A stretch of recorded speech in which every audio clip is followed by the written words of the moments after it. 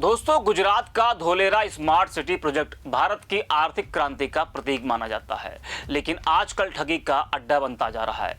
केंद्र और गुजरात सरकार की महत्वाकांक्षी योजना में निवेश के नाम पर लाखों लोग फंस चुके हैं। हाल ही में पंजाब के लुधियाना शहर से एक चौंकाने वाली खबर सामने आई, जहां स्थानीय रियल एस्टेट व्यवसायी गगनदीप सिंह ने गुजरात के धोलेरा प्रोजेक्ट में 14.71 करोड़ रुपए की ठगी का आरोप लगाया।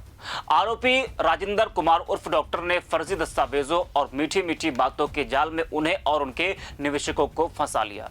यह मामला न सिर्फ एक व्यक्ति की कहानी है, बल्कि पूरे रियल एस्टेट सेक्टर में व्याप्त भ्रष्टाचार की पोल खोलता है। गगनदीप सिंह लुधियाना के खन्ना इलाके के माता रानी मोहल्ला में रहते हैं और खुद एक रियल एस्टेट फर्म चलाते हैं। उन्होंने 2018 से 2023 तक आरोपी के जाल में फंसकर अपनी जमा पूंजी और अन्य निवेशकों का पैसा गंवा दिया।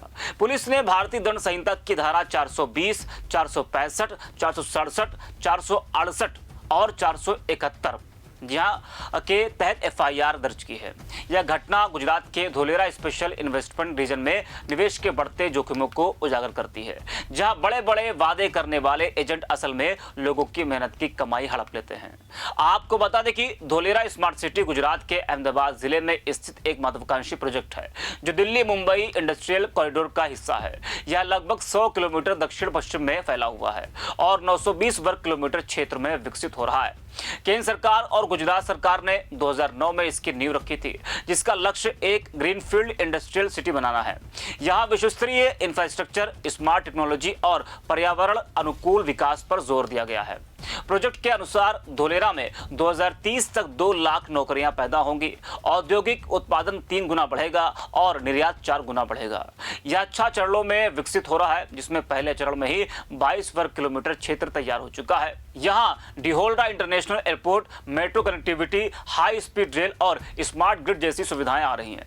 गुजरात सरकार की वेबसाइट के मुताबिक यह शहर उच्च जीवन स्तर वाला होगा, जहां टेक्नोलॉजी, मैन्युफैक्चरिंग और लॉजिस्टिक्स के क्षेत्रों में निवेश के अवसर भरपूर हैं। वही निवेश के लिहाज से धोलेरा आकर्षक है। यहाँ रेजिडेंशियल प्लॉट्स, कमर्शियल स्पेस और इंडस्ट्रियल लैंड उपलब्ध है। कीमतें अभी कम हैं। एक प्लॉट 100 वर्ग गज का 5 से 10 लाख रुपए में मिल सकता है, जो आने वाले वर्षों में कई गुना बढ़ सकता है। डीएमआईसी के तहत 1 करोड़ 5 लाख रुपए का निवेश प्रस्तावित है, जिसमें जापान और अन्य देशों की भागीदारी है। लेकिन यही आकर्षण ठगों के लिए चारा बन गया है। फर्जी एजेंट प्रोजेक्ट के नाम पर हाई रिटर्न का लालच देकर लोगों को फंसा रहे हैं। धोलेरा एसआईआर की आधिकारिक वेबसाइट बताती है कि यहां डिफेंस, इलेक्ट्रॉनिक्स और बायोटेक जैसे सेक्टरों में बड़े अवसर हैं। लेकिन प्रोजेक्ट की धीमी गति, लैंड एग्जीबिशन में देरी ने असली निवेशकों को निराश किया है, जबकि फर्जी डीलरों को मौका दिया है। विकिपीडिया और सरकारी ब्रोशर के अनुसार यह भारत का पहला ग्रीनफील्ड स्मार्ट सिटी है, लेकिन ठगी के मामले बढ़ने से इसकी छवि खराब हो रही। आपको बता दें कि यह घोटाला 2018 में शुरू हुआ, जब राजिंदर कुमार ने गगनदीप सिंह से संपर्क किया। राजिंदर खुद को डॉक्टर कहलवाते थे और लुधियाना के बसंत विहार नूरवाला रोड में रहते थे। उन्होंने दावा किया कि धोलेरा प्रोजेक्ट में निवेश से मोटा मुनाफा होगा और उन्होंने कहा कि यह केंद्र सरकार और गुजरात सरकार का संयुक्त प्रोजेक्ट है, जहां प्लॉट्स पर 2% मासिक रिटर्न और 6% कमीशन मिलेगा। गगनदीप रियल एस्टेट का कारोबार करते हैं। उन्होंने पहले संकोच किया, लेकिन राजिंदर ने व्हाट्सएप चैट्स, फर्जी दस्तावेज और फोटेज के जरिए भरोसा जीता। उन्होंने गैर कृषि प्रमाण पत्र, एनओसी, क्लियर टाइटल और रेरा अप्रूवल दिखाए। प्लॉट का साइज 100 वर्ग गज से 21,000 वर्ग गज तक बताया। एक बार तो राजिंदर ने गगनदीप को धोलेरा 365 नामक दूसरी फर्म से मिलवाया और दावा किया कि उनके प्रभावशाली लोगों से कनेक्शन है।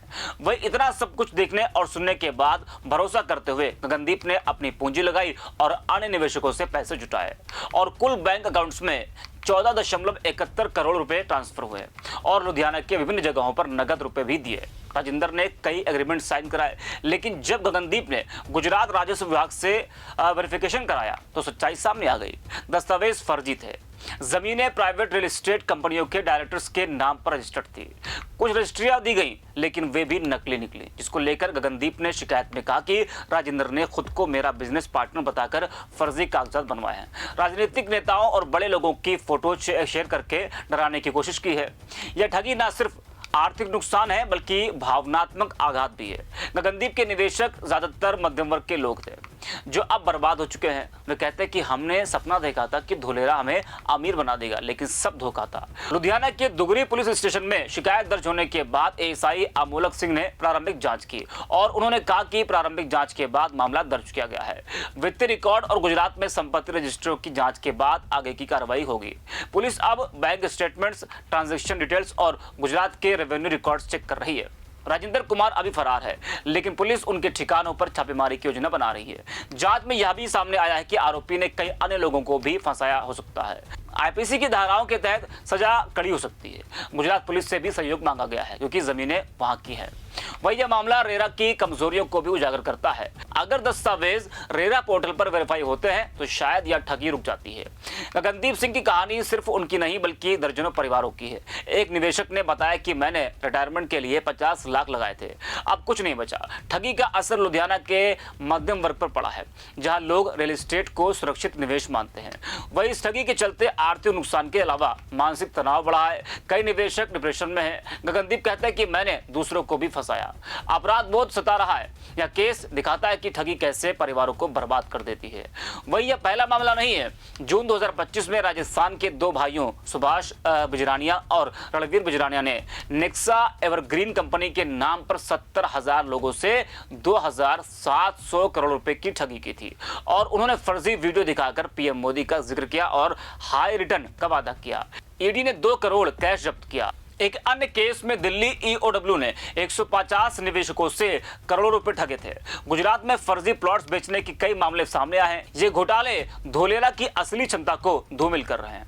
आपको बता दें कि धोलेरा का सपना सुंदर है, लेकिन ठगों का जाल घना है। गगनदीप का केस सभी निवेश करने वालों के लिए चेतावनी है कि धोलेरा प्रोजेक्ट के नाम पर सोच समझकर और कागजों की जांच पड़ताल कर ही निवेश करें।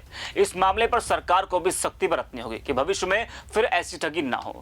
वही इस खबर पर आपकी राय क्या है, कमेंट बॉक्स में आप बताइए। फिलहाल के लिए इस खबर में इतना ही। बाकी ऐसी तमाम खबरों के लिए आप देखते रहिए 4 PM। धन्यवाद आपका।